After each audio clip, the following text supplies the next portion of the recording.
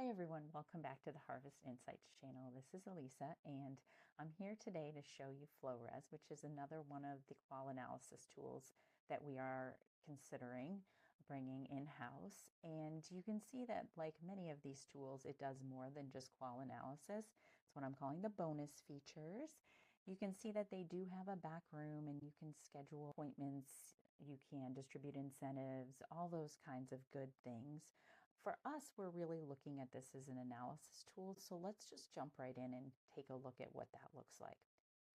So what I really like about this one, and is probably my favorite setup process of any of them, is that you can not only upload transcripts and or videos, but you can also upload a bunch of context around your project, and that's going to help the AI understand the goal of what you're trying to do and help it better answer your questions.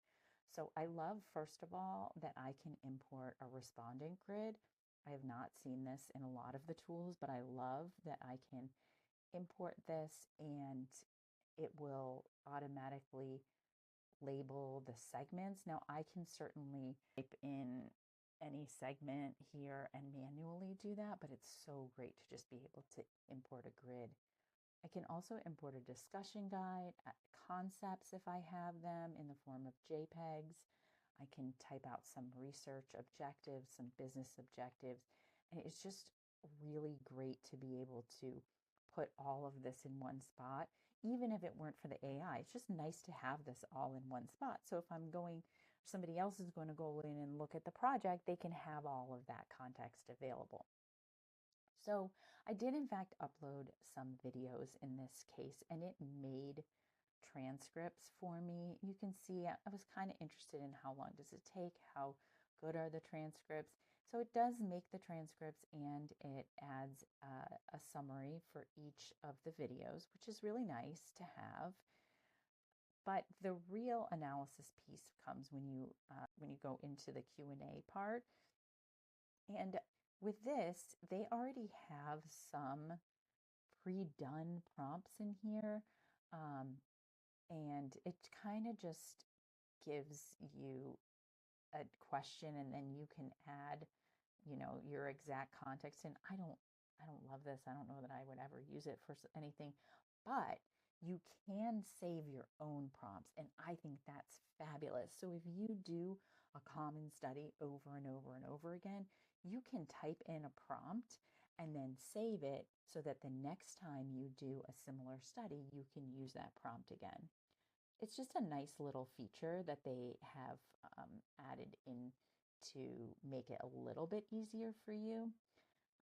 The other thing that I like is that it does work in this grid. So if whatever question I typed in how has COVID impacted the respondents, just something simple, it's going to give you a summary of the answer to that question.